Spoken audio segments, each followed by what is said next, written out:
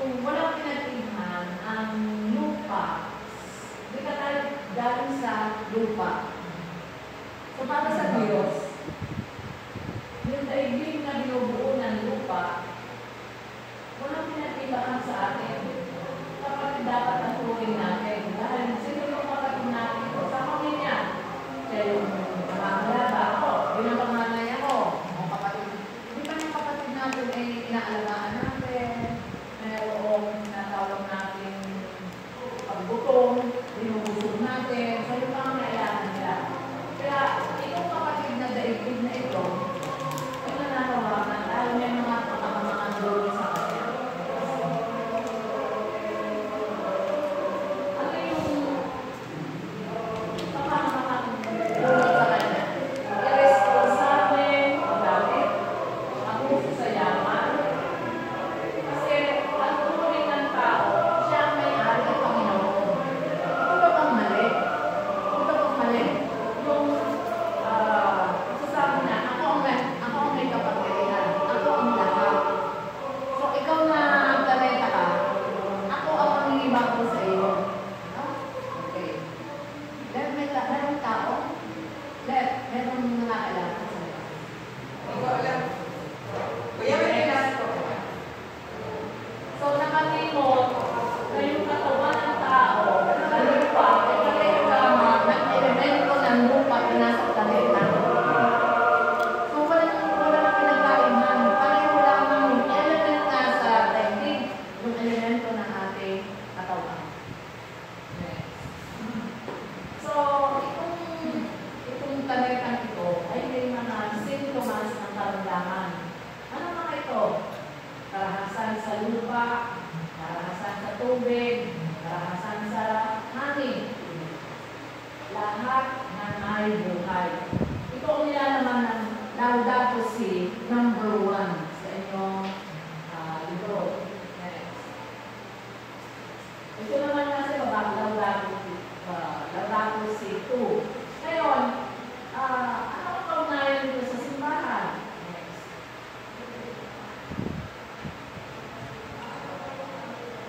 May mga pangyayari siniugnay sa bagong misyon. Sabi ni ng Santo Papa, Papa John 23rd, nung nasaksihan niya yung krisis ng nuklear, kailangan pala may bagong pamaraan para maabot yung kapayapaan, sabi ni Pope John 23rd. At nakikita niya, ito yung bagong misyon ng simbahan. E paano naman dumako doon sa kanyang eksitika na Pacem in Terris?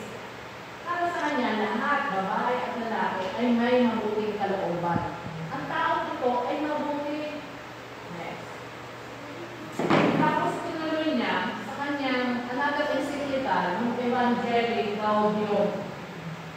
Kailangan kung nag-dimisyon itong taong ito, ay pinakailangan meron renewal siya, may magpapanibagong misyonero o pagrak. Saan? Sa pagdaigdig ng pagkasira ng kapaligiran. So, ay para kay Pope John 23rd, nakita niya yung Kristnukla na sumasalungat sa kapayapaan, kapasira ng lahat ng bagay. Ay dapat magkaroon ng misyon na narinig niyo ang tao sa pagharap niya sa pagdaigdig ng pagkasira ng kapaligiran. Kasi sinira na yung lang na dumaan ang kapaligiran. So, dalawang encyclical yan na pumupukaw. So, hindi naman ang simbahan walang bahala sa nangyayari sa aming paligid. As sumunod na sa Papa, noong 1971, pagkalipas ng 8 taon, mula doon sa Pacem in Terris, Evangelii Gaudium, sa alaala, ito yung pumalili ko, John 23rd, si Papa Panginoon. Lahat, sabi niya, nagbubunga ang di mapigilan at pigilan ng tao. Ano yung di mapigilan at pigilan ng tao? Nandun yung pagsasamantala sa kalikasan, sa katauhan ay magiging biktima ng kasira. So, may realization, biktima ng tao na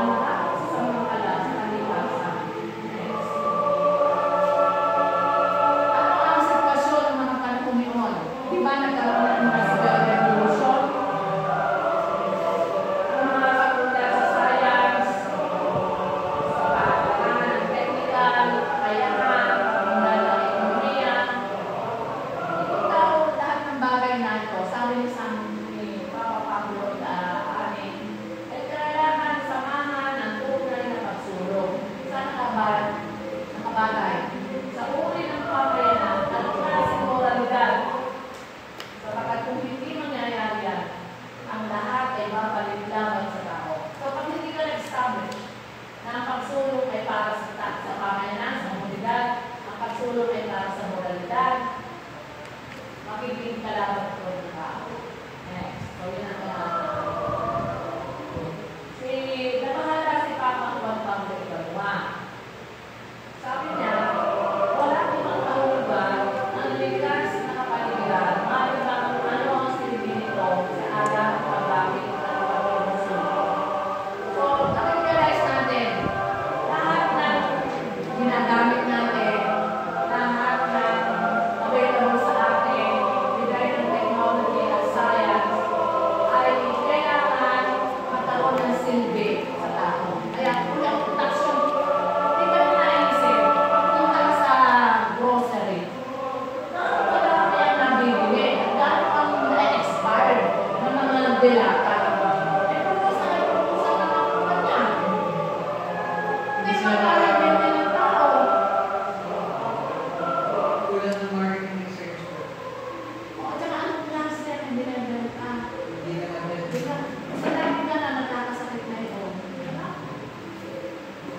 Yung sinabing araw paggabi, yung mga instant, no? Kailangan, ngayon, dati, pag tayo nagtitignan ng maraming kape, pinagugulakan pa natin ng tubig, tapos saka natin lalagay yung powder, inaantay natin, hindi natin hinahalo na, inaantay natin kumulo yun, at sa pagkulo noon, saka lang lalagay na natin yung brown sugar. rice coffee. So may process. Ay ngayon wala. Titintahan mo na lang ng 3-in-1 siya. Kasi yung agaran, instant na news na nakapagluto. So ano kailangan? Sabi ni Papa Juan Pablo, para malapit natin itong mga bagay nito. Itong mga sinturas na ito, kailangan ng pagbabagong ekological. Transformation ng pananaw sa kalikasan. Pangangalagaan ng kondisyon moral. So, isasama na naman, ano yung tama, ano naman yung mali. Dapat makita natin, yung buhay ng tao ay isang regalo na dapat ipagtanggol sa iba't ibang kasiraan.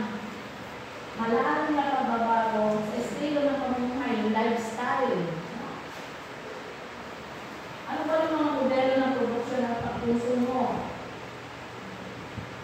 Ang struktura ng kapangyarihan na mamahala. Depende sa gobyerno rin, kahit na sabihin mo kay fossil fuel ang gagamitin. No, yung Renewable. oo, yung non-biodegradable o yung Plastic. mga tawag dito, renewable energy. Ay, hindi. Tuloy pa rin tayo sa mga pamamit ng fossil fuel. Kaya ano nangyayari? Kasi kahit na sumalungat ang tao, nandiyan pa rin yung gobyerno eh. Sinusuportahan. Yung gobyerno na kumukontrol sa lahat. Diba, nasaksi na po kung paano si Gina Lopez. Nagpangayag dito sa Pacho. Tapos dinalan na namin siya sa Sanggunian. Nakarating ang kita. Ha? Maraming. Oo, sa Pacho. Nagpanong ni Father Tax. Nagsalita siya dyan. Tapos kami nagmarcha papunta sa Sanggunian. Wala video nyo. Kasama namin si Bisha. No? Bisha Camon. Ay, bigla, doon sa Sanggunian, nagsalita si Gina Lopez. Alam mo, wala kaming bisis siya, hindi isang kung sila naman. Sino? Si Hamilton lang. Asa namin? Si Hamilton lang. Yun lang ang bisis. Noong ang bishop ay gumamit sa bawat kanya sa mga konsilaran. Parang nakikinig siya, pag kumain na kayo na not to all. Wala. Ay, hindi. Kaya kasabi ko yung sister Rose, tapos pa naman sa St. Bridget. Ang kalaki ng siya. Bakit? Kasi yung kumukontrol na power. At saka siyempre, yung nagdating yung nakikita. No? So yung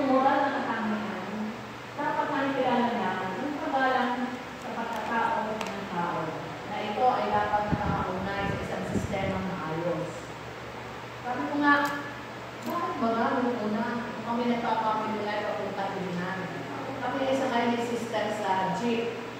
Nakakatawid pa kami, papunta sa Mabaho, sa taas ng Mabaho. Dilala kami ng pagbilatan, makakit kami ng bundok ng Mabaho, bababa kami doon sa Kita ba yung transport o lakad?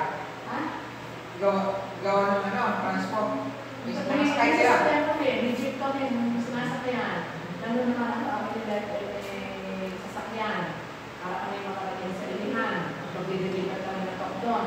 Ang ilihan, dugo. Ay, dyan kami napagpas sa may coastal area. Tapos aakyat ka ng lugar ng JJ. Eh, nasa na ngayon? Wala.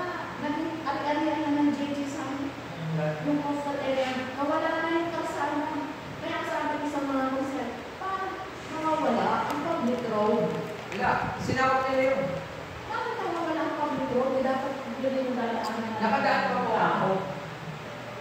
Ano yung nawawala ang public road? Wala na. So, dapat nakikita natin, naiugnay natin, ano ba yung original na kaloob ng Diyos sa lahat ng bagay. Yun ang content ng Laudato Si' Pai. So, ang ibig sabihin, ano ba ang gusto ng Diyos? Ano natin naiugnay yung mga bagay sa paligid? No? Yun. Next. Parang ang ipapameli dito, 16. Sabi niya, alisin ang sanhi struktural na pandaigdig ng ekonomiya. Di man nyo napapansin, may sistemang umiiral sa buong mundo na nagdidikta sa atin paano patatakbuhin ang ekonomiya. Bakit yung corruption sa Indonesia, pero may corruption sa Nepal? At lahat halos ng mga bansa ay meron din ganun. Kasi nga, umiiral yung isang pandaigdig ng ekonomiya na kailangan ako ay umaman, profit-oriented. Wala akong pakailam doon sa nangyayari sa iba. Kaya sabi ni Pope Benedict, itama ang modelo ng pagpundan na di kayang tiyakin ang paggalang sa kapaligiran. So, pag sinabi ng kapaligiran, hindi lang tao, kundi yung mga bagay na ating ginagamit sa paligid. Next. Sabi ni Pope Benedict XVI, hindi masusuri ang mundo, isa sa mga aspeto lang ang pagtutunan. Kung halimbawa, sa development, hindi na naman tayo nang narinig sa iba. Ano pa, dati daw, hindi binabaha sa papat na Robertson. Kasi maraming puno. Eh ngayon, ang daming subdivision sa iba.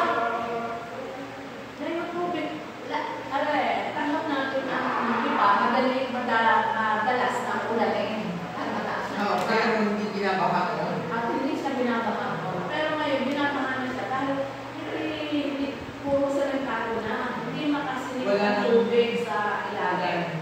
Kaya yung kusihal, hindi sa pagsalita na mamaya ng iba na bakit ka ang pagtutunan ng iba ay ang pagpapatayo ng bagong city hall.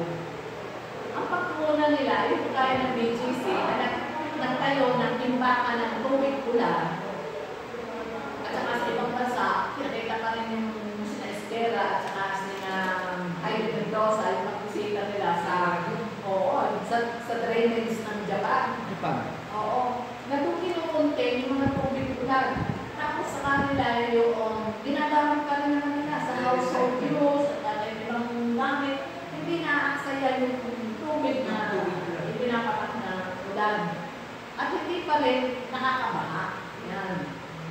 So dapat sabi ni Pope Benedict, suriin natin. Kasi hindi lang dapat isang aspeto ang pagtutunan.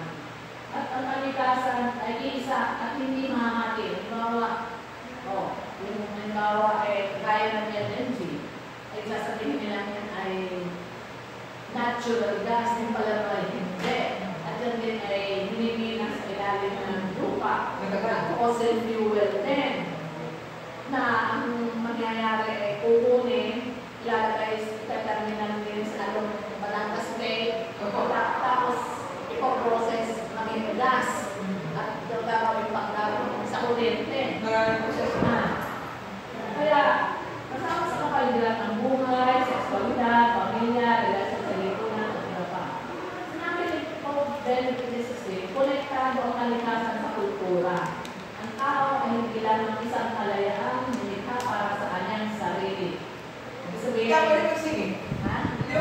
week po, lahat ng mga salmo, yung lahat po ng mga salmo, basta ikay magpuri, maging lupa, maging hangin, papurihan po ang Panginoon. Talagang may buhay po sila. Lahat ng mga talaga, sabi ko na po, lahat na pala ay may buhay talaga. Tubig, dagat, lahat sila may buhay, kaya dapat natin talaga pangalaga. So sabi ni Pope Benedict, lahat ay Interconnected. hindi na para sa tao na maging malaya na kung tingnan niya yung kanyang espiritu at yung kalooban niya. Kaya maraming sasabi, dapat ka naman nangungurak na yung konsensya. Sabi ng mga ni Father Bishop So, hindi yung konsensya, dahil nag-uumit yung konsensya. Tingnan ang puso ng tao dahil hindi na ugat sa kalooban ng Diyos. So, yan ang nakalagay sa Laudato 6. So, next. Ito naman, ang mga pulis, mga satupapa, at saka ang patriarka ay nagkakaisang paalaala. Yung ambag ng mga papa ay naging pagninilay ng mga scientists, mga philosopher, theologian, sa mga kalitunan sa kalikasan. Yan lang dapat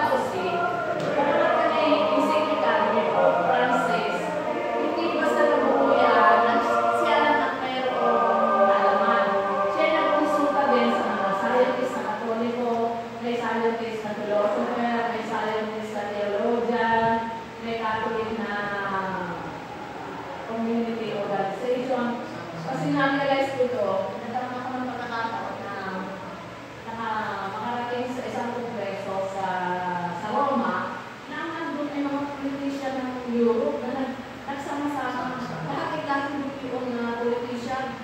Sabi ko, bakit meron ko lang gano'n? Meron din sila kongreso ng mga scientists, mga Catholic. May mga kongreso na Catholic na broadcaster, na nakalina sila sa pag-iisip ng simbahan ng Catholic. Kaya, ito yung dinivelop na encyclical, hindi mga matakang yan ay ulak ni Pope Francis, ay ang content, yung idea, ay nanggaling sa mga iba't ibang darang. O ano man yung kanila. So, itong si Patriarca, itong Nainito Bartolomeo, alam nyo, nahanapin ang simbahan. Yung Eastern Rite, ang Orthodox, at tayo na sa Western Rite na mga kayang tao sa amin, Roman Catholic Church. Yun ang mga Orthodox, sila din naman ay kinukonsider na kapatid din natin, meron silang kanilang sariling rights. Ganyan yung ano, iba pa rin yung sa Apostolic Catholic. Iba pa, pero they follow yung mga sinang, kaya katanang Henry Patria. Yun na, ang patriarka. Oo. So, sabi ni, at saka kung si Bartolomeo ito, ay simula ng season of creation na inadak naman ni Pope Francis. So, sabi ni Patriarka, siya itutungkol, isa lang natatanin pa. Ano yun? Una, dapat may pagsisisi sa nagaganap na kasirangan sa kapaligiran. Aminin, malahiman, maliit, sa pagpapapagit at pagwasak ng sanggunitan. Pakuin ang mga kasalanan. Ang mga tao is sirain ang biodiversity sa nilipan ng Diyos. Hawakan ang integritan ng daigdig. Nag-aambag sa pagbabago ng klima. Sinuubalan ang kalupaan. Ang likasin ng pagkabubatan. At wasakin ang nananatilan. Dumihan ng tubig, lupa at hangin. Kaya ngayon ay ang sigaw nila ng Bishop Pagmo. Ang hihilin ninyo na kayo nagnakaw. Ang hihilin ninyo na kayo gumawa ng pangungurako. Ang hihilin nyo, yung pala, sabi nyo, lahat ay nagsisimula. Ito ay, ang hihilin mo, magsisi ka sa ginawa mo. Saka pa, ano kanina sa radyo, paano magkakaroon? Sino nagtawag ng restitution? Sabi niya yung Father Ceciliano, meron sa Biblia, si Zaccheo. Si Zaccheo, yun yung Makasalanan. tax collector. Makita ng Sa puno. puno. Na gusto mo niya makita si Jesus. Hindi niya yung nakakala. Ay tapos gusto niya siya ay magpagbago. Ay anong gagawin niya para siya ay magbago? At ang gagawin niya, ibalik. Kahit sa ikaapong 40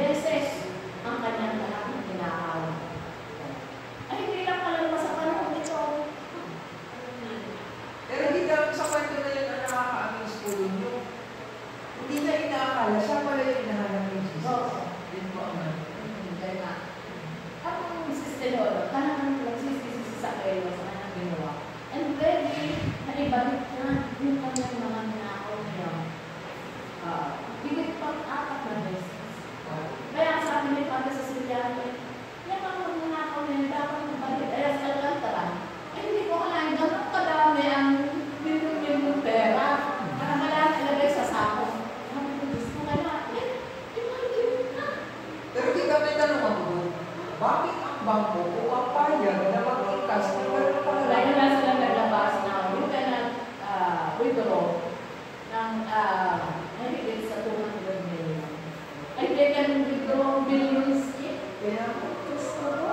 Ay, at saka, pero ba, kinakayang para, sigurado may mga under categories. okay. Okay, next. Sabi ni Patriarca, ang nangyayari daw, dapat mag-realize ng tao. Kasi yung itong nanakaw, pinili niya sa sarili at kasalanan sa Diyos. Kaya, ano ang dapat tingnan? Solusyon na hindi lamang mauuwi. Ano ba yung mga symptoms?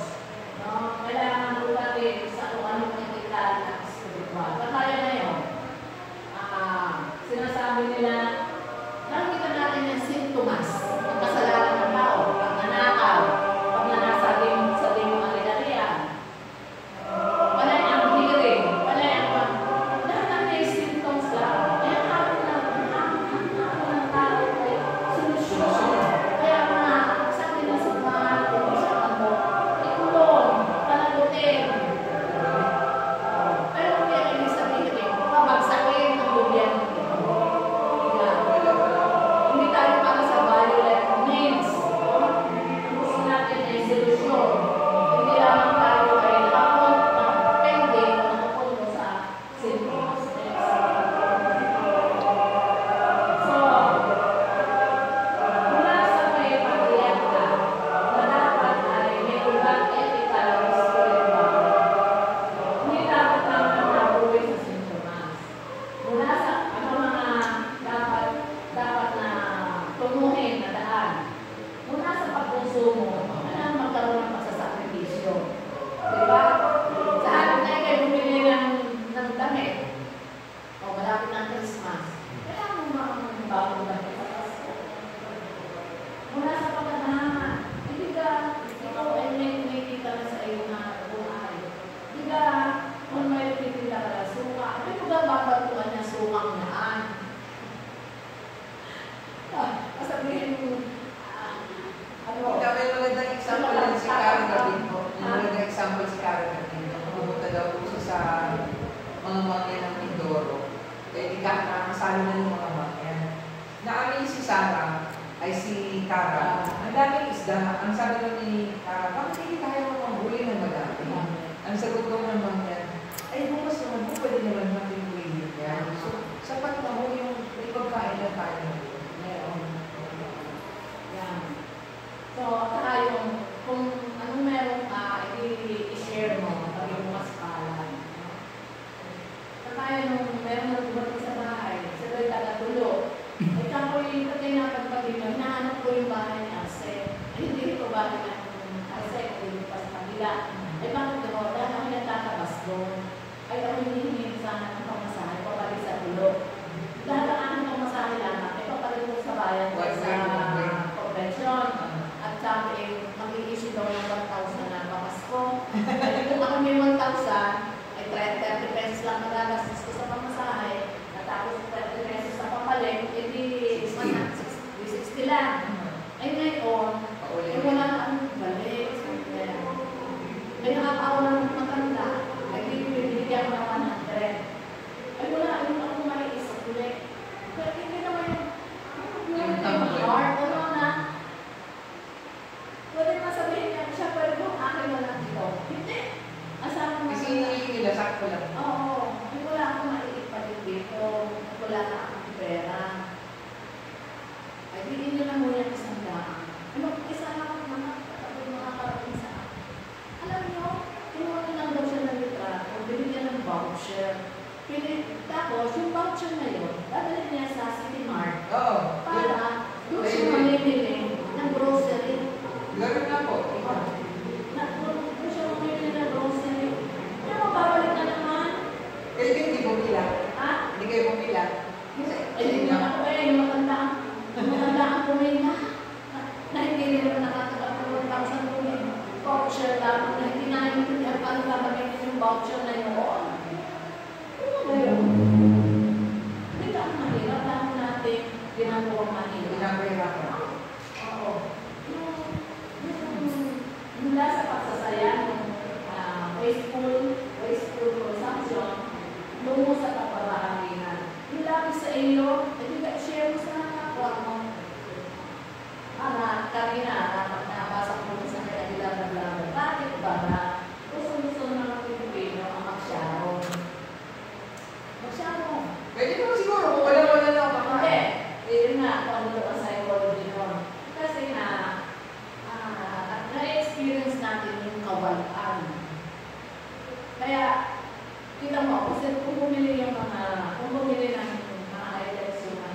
dati.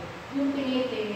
Dito lang naman daw sa Pilipinas kung sila tingiting. Ay sa ibang bansa ay kung bumili, galong-galong. Ha? Pero sa akin, tingiting dahil lang ang kaya na bulsa natin. At biling kung may mga titira, oo, yun.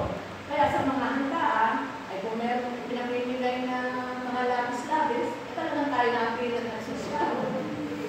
Isa naman po ako. Eh, kesa nga. Oo. Ay, bigay ko sa hospital. So,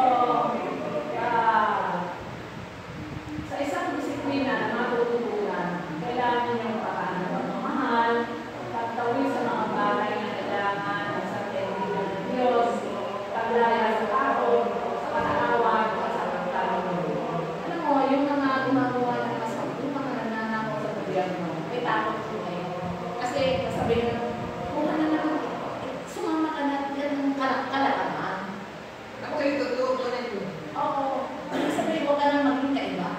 Ibig sabihin po, para wala mag-ingay, iniingganan nila na sumaway sa kanila. Hindi, tsaka yung konsensya sila na hindi kami pag-uunod, ay wala mga hindi. Kaya ka makakapaluligan. Maalis sa iyo yung takot na yan. Diba? Takot sa iyong kasamahan. Na ito sa akin, pagbibigaan, nakala mo ikay kung sino kang halas riyan. Kakaawa sa kakalong. Tanggapin ang daigdig na sakramento ng pagkakaisa. Bakit? Sakramento ng pagkakaisa. Sa misa, nagsasaluga-salo tayo noon sa Eucharistia. Kasi ito, ang Eucharistia ay si Jesus na isinasalo niya ang kanyang sarili sa atin. At bilang sa atin, kundi sa atin mga kapwa. Sa mapagpakumabang paliligan ng mga banal ang tao ay nagkakaroon sa kasuodang walang tahi ng isang nilinayan. Bakit walang tahi?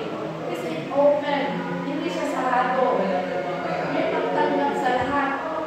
Walang mayaman, walang mahirap.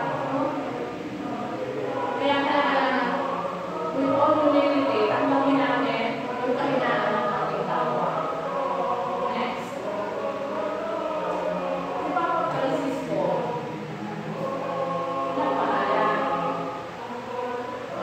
Sabi niya, kaya ang pangalan niya ay Francisco, tinanggap niya ang pangalan ni San Francisco bilang gabay at inspirasyon sa pagkahalal sa kanya bilang obispo ng Roma. Diba? Yung mga Santo Papa, kinukuha nila yung pangalan may pangalan sila na kinukuha. At yun ang naging identity nila bilang Papa. Kaya ni Leon, ito nga yung Santo Papa natin. Kinuha niya yung sa isang Santo Papa, yung pangalan niya. Na meron katangian nyo, na parang inaangkin niya na rin yung katangian noong Santo Papa niyo. Pinakamainang na halimbawa si San Francisco, sabi ni Papa Francisco, si San Francisco ang pinakamainang na halimbawa ng pagkalina sa mahina at pag-ekonomiya ng pamumuhan. Bigla, napakayaman ni San Francisco. Nagalit ang kanyang ama. Sinunin niya yung damit na binibigay ng kanyang ama. Yung kayamanan na binibigay niya. Sa halip ay ipinamimigay niya doon sa Kaya sa pagkala kita, ha? sa patis na, hindi ulit ba? Oo. Wala pa palit pa. Wala pa ulit. Oo. Ayan.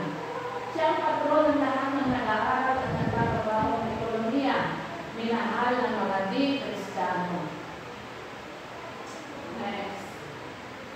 Si San Francisco rin ang may natatanging pagmamalasakit sa mga nilikha ng Diyos sa mga mahihirap at kabayaan.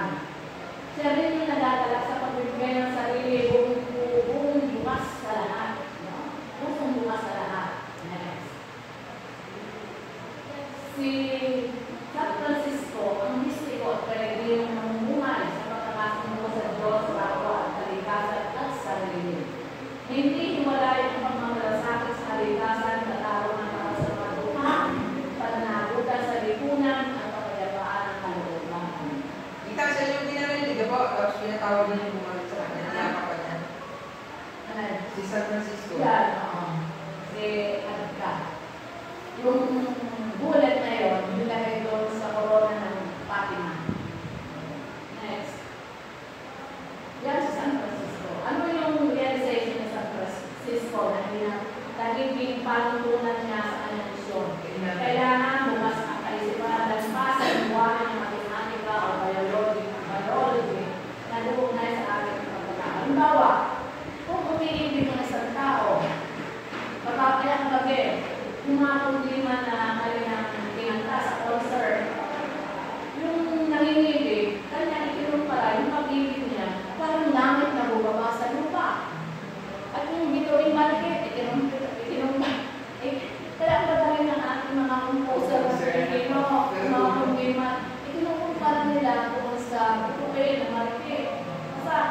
tayo pag may nalilito, aking susukitin at pamalutan sa Dahil lahat. At iaalay ko sa iyong paanan, kayo nagiging maata kapag naiiugnay ang kanyang pag-ibig sa kanyang kapaligiran. Nakakapangusap. Kasi ang lupahan ng Diyos ay nasa sa kanila na eh. Siya ay napapaawi, nakikipag-usap sa mga nilalang. Hanggang sa nakikipag-usap sa San Francisco sa mga bulaklak. Dahil dito, nararamdaman niya na kailangan ang pahalagaan, may pagpunaw, higit sa intelektual, kalkulas o pang-ekonomiko, tunay na kapatid o kalutong ng bigkis ng pagkalima. Yan sa San Francisco. Sa paggamit ng lituanin ng kapapira at kagalahan ng Panginoon sa ito, piliran. Ano? So, ano yung mga epekto sa atin? Magiging mahinahan tayo, magmamalasakit tayo sa mga group, magmamalasakit tayo. Sa halip na tayo ay manupin, magdarambo, maggamit sa awa. Naiiwas natin, negative effect. Next. So, anong bahay na ng San Francisco na gumamit ng Laudato Si? Kilalanin ang kalikasan ng isang napakagandang awal. Earth, the environment is a beautiful book. Kung saan ang Diyos ay nakikipag-usap sa atin at sa atin at sa salamin ang kagandahan at kautihan ng Diyos. Sabi na sa Kahulugan, chapter 13, verse 5, sa pamamagitan ng kagalilahan at kaligtan ng mga nilikha, makikilala sa pagwawakis ang nilikha. Makikilala daw natin ang Diyos. Next. Hinihingi ni San Francisco na kapayaan doon sa actually San Francisco. May parte ng kumpento. Sabi nga, kapayanan niyo yung bahagi ng hati na yan. Ay umabol yung mga ligaw na halaman. At haanga tayo na ito ay may taas sa Diyos. Anong bintana o bayong kalita. Nagkaroon ako ng mga makapunta sa San Francisco, sa San Damiano, kung saan doon nandun na kumpento ni San Francisco. So pala nakikita na tao, hindi pala siya matangkad na tulad ng mga European. Tapos, sa kanyang yakap ang pagkuhaan, dahil siya ay nagdadamay na sako. Para ipakita na siya ay one with the poor. Tapos, makikita mo yung kanilang malaking simbahan. Nandun sa wall, yung episodes ng buhay ni San Francisco. Ikaw ba kayo malapit sa kanya yung mga ito? Ha? Paano yung malapit yung mga ito sa kanya? Yung meron yung imahe, no, nakalahat ng kanyang palad. Ay, ang dami ng mga kalapate na nagigibara. Yung kalapate yun ay nasisihan na siya ay lumukulok-lukok sa palad ni San Francisco. At tapos dun sa paligid ng imahe ni San Francisco, may mga roses. Alam mo yung roses na yun, walang tinik. Walang tinik, kaya sabi nila eh, may miracle na rin na. Kahit sino pumunta na yun doon, kapapasa nila, yung mga roses. Ano, buhay pa yung relics? Buhay pa! Buhay pa yung mga roses na yun. Kaya yung mga kalapati, buhay pa rin. Pero yung kanyang imahe, hindi nandun sa garden nila. Malapit doon sa kumbento ni San Francisco ay yung kumbento naman ni Santa Clara. Si Santa Clara ay tagasunod ni San Francisco. Ay, doon siya. Yan. So, ano pa ang nalaga ng Santo Papa? Ang hapon niya ay pangalagaan ang kahanan natin lahat. Kailangan pangmatagalan at pangkabuang pagpundag. Mga bagay na kasi yung dalawang run, nag-establish tayo ngayon. Pero ang daming mga development, invention, na magpapabago sa ating pag-iisip o mga alok ng kapaligiran.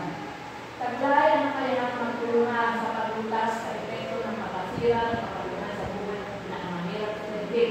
So, yung book, dati na ba yun? Nagkakaroon ng healing sa Brazil, dahil hindi rin sila nakasundo. Ayaw pumayag ng mayayamang bansa na mag-giveaway na sila ay managot, magbigay, magbayad ng compensation sa mga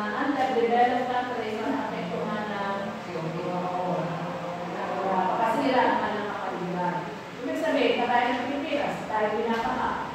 Eh yung pag laganap ng baka ay hindi natural na kung ito ay nagkakawan na ng pagkakamisala sa kapaligiran. So dapat yung mga ibinutugang impurities na mga papawitan, mga papawitan ng bansa, ay sila ay managot. So hindi na ang tutunod dito sa Brazil. So dapat sabi ni San Papa Francisco, kilalanin ang krisis ng kapaligiran na isang magandang kinabukasan ng mga nasa pagburusan sa mga pagbuwanan. Kailangan may tuloy-tuloy yung dialogue, panibagong pag-uusap sa pag-isunos ng kinabukasan ng planeta. Kailangan mayroong exchange ng talakayan na magpupulot sa lahat ayon sa kanilang kapaligiran. Kailangan ng konkretong solusyon na madalas ay nagkakaroon ng pagkabulong dahil may humaharang ng mapangyarihan. Hindi kayo mga yabayayamang mga bansa inaaktanan nila dahil mapapawasan ang kanilang pagkita. Dahil sa nangyayari, walang pakialam natin. Wala tayong pakialam kung ano nangyayari. Dalawang puso yan. Tayo ay tutubaba ng mapangyarihan, hindi naman iba natin kasamaan, wala silang pakialam. So, kahit sa mga napalataya, kung natanggi nila yung problema, walang pakialam, ibig-balikan sa pagtanggap dito. Kaya mula sa uso ng Atika, sinabi niya, kailangan ng kakayanan, nagpakikisampot ng lahat upang ilupin ang isalang dulot ng pang-abuso ng tao sa nilikha ng Diyos. Kita ko dito sa Pilipinas, sinasabi ni Isang Ambo na hindi lang tayo dapat manahimik lang. Tayo dapat ay sabihin na yung katotohanan. Kaya, aminin. Kaya, itong bisikleta na ito ay may dalang pag-asa sa panlipunan puro ng simbahan. Ang Laudato Si, ay may pagsulya sa ilang aspeto ng krisis ekonomiya. Aaninin ang pinakatangkok na bunga ng siyentibig pagnanalay ng buksik upang hayang tayo usigin sa maging ethical at spiritual. So, nasa nangyayari, science-driven, dapat yung kanilang mga scientific findings mag-uwi sa tinatawag na foundation na what is ethical and spiritual. Kaya dapat balikan natin yung tradisyon ng Kristyano para sa malawak na pagkunawa sa ating kalalabunan, sa ating kapaligiran. Subukin, tumbukin, kasalukuyang sitwasyon sa malalim na sanhi ng sirahan ng ating kapaligiran.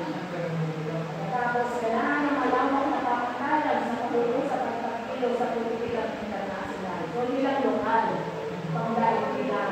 Kaya may mga co-competitive na namin mga pag-uusap. Next. So, para sa bagong pananaw, tema matatagpuan sa kapanaban ng siguro dapat paulit-ulit na ilatag ang pag-alamin. Malalim na ugnayan sa pagitan ng mga mahihirap at ang pangalit ng planeta. Kailangan may panindigan ng lahat na nasa mundo ay makakaunay.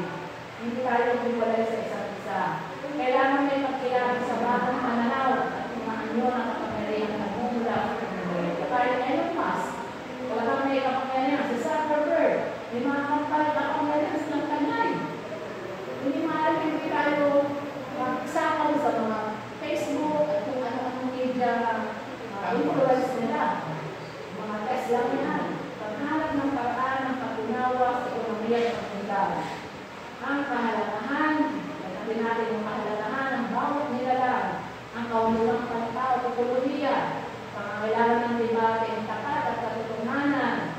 Kailangan kilalanin din natin mabigat na tungkulin ng politika lokal, international, kultural, ng pagtatapon, yung waste management, yung pag-alala sa sambang paraan ng pamumuhay, lifestyle. Kung huwag nang dami-dami pinamimili, hindi naman kaya sa panin.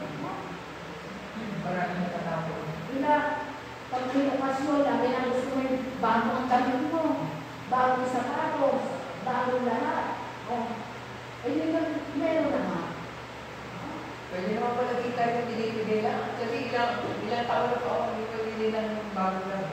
Ay, ako din. Ay, yung mga binigay din. Binibigay na. Branded pa. Saka hindi ko na mapupunta sa mga mall. Saka ang binibigay ko, ayan, papasko. Yung nilalagay na nagtitinda ng tapiya, binibigay ko. Pinangahin yung ipapapasko. Pinagdala ng sago ang ano, ay di, atsara. Hindi mo na, nakakainin naman yung atsara, pamilya. At least nabigay ka ng anak buhay doon sa nagagawa ng atsara, nagagawa ng pamilya. Ay, ba't kang gagawa ng mga kaya yung ukay-ukay, ang daming mga dami na pinapawala ng mga mayayanang bansa. Kasi 4 seasons sila. Kada season, nakakaroon sila na talagang sinusubo. Wasteful consumption. Yan. Next. Maraming salamat sa kanila. Maganda kita. Okay. Pero gusto kong i-share kita. Doon po sa dinaimitahan ako sa talk ng Father Randall dun sa West End. Ay, sabi niya ng Father Randall, tita na, pakawin gusto ko pa na. Pagdating po ng nagtanong ako, ito ba mga estudyante na ito ay lahat taga-Batangas City. Nung una ko ay tayo nung maya-maya na ay may tumaliwa ng tita. Taga-Taysan. Kasi in-explain namin, yung Taysan, alamang ang quarry. Tumayo sa bata, nakakalungkot po. Ay sa ko, kasi doon po kami kumukuha ng aming dito. Pero explain po namin, oo, sa ngayon, hanap buhay ang nakikita niyo. Pero in the long run, pag kayo isinili, o tayo sinili ng pagpakwari na yan, ay ano ba magiging? Kasi ba may araw ng